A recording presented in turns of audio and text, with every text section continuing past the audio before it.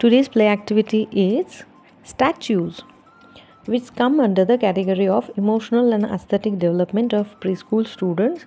So this play activity can be shared with a preschool teacher or parent who have the children of the age 2 to 6 years. The objective of this play activity is to visualize, form and express the form with the body, to increase the control of a large motor movement, and to follow directions. Material required is a drum or a tape recorder. And how we have to play this activity? Ask children to move around in a circle while the music is played. When the music stops, they must stay absolutely still like a statue. Any child who makes even a slight movement must step out of the game. The game goes on until only one child remains. When variation is possible, when the music stops, ask the children to freeze like an animal or an object or a person, for example, elephant, monkey, train, tree, or dancer. Child who moves drop out of the game and can be made to call out the name of statue of his/her choice. Now, second variation is possible. Play music, ask children to move around in a circle, tell them to balance on one foot when the music stops. And child who cannot stand still on one foot could use the support of a chair or a table. Slightly more difficult tasks can be tried after some practice. Third variation is also possible. When the music stops, ask children to form a statue in the group. For example, 3 or 4 children can form a train, tree, a house or a dog. Statue नावाची ही play activity आहे ह्यामध्ये मुलांचा भावनिक विकास आणि सौंदर्य अनुभव घेण्याचा विकास होतो.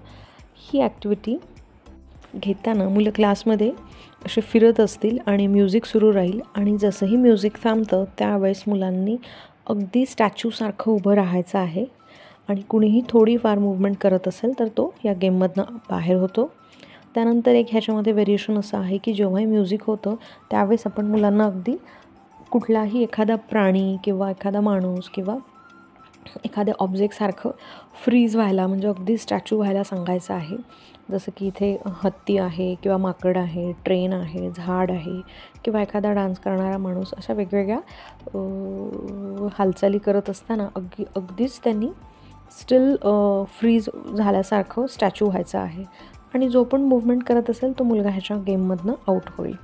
आणखी एक याच्यामध्ये दुसरं व्हेरिएशन असं होऊ शकतं की मुलं क्लासमध्ये असे गोलगोल इकडे तिकडे फिरत असतील आणि त्यावेळेस मुलांना असं फिरताना एका पायावरच बॅलन्स करत फिरायचं आहे आणि जेव्हाही म्युझिक थांबेल तेव्हा सगळ्या मुलांनी एका पायावरच उभं राहायचं आहे.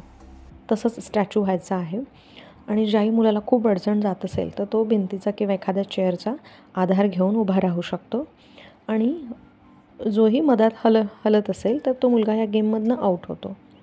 आणि तिसरं व्हेरिएशन याच्यामध्ये असं आहे की जेव्हाही म्युझिक थांबतं आहे तर ते मुलं ग्रुपमध्ये स्टॅच्यू होऊ शकतात. 3-4 मुलं असे एखादी ट्रेन बनवून शांत होतील किंवा एखादं झाडाच्या आकारामध्ये उभे राहून स्टॅच्यू होतील किंवा एखादं घर किंवा असं डॉगसारखं बनवून मुलं ग्रुपमध्ये असे स्टॅच्यू होतील आणि जोही मुलगा मधात हलत असेल तो गेममधनं आऊट होईल.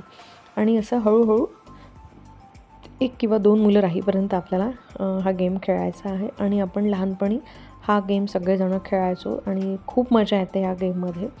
आणि ग्रुप ॲक्टिव्हिटी आपल्याला ज्या हव्या आहे त्यासाठी परत उन्हाळ्याच्या सुट्ट्यांमध्ये किंवा मुलांना मोबाईल टी व्हीची सवय नको आहे किंवा घरी कोणी पाहुणे आले आहेत लहान मुलं, तर त्यांच्यासाठी हा गेम तर खूप छान आहे. तासनतास मुलं खेळत बसू शकतात. त्यामुळे आपण नक्की हा गेम खेळू शकतो.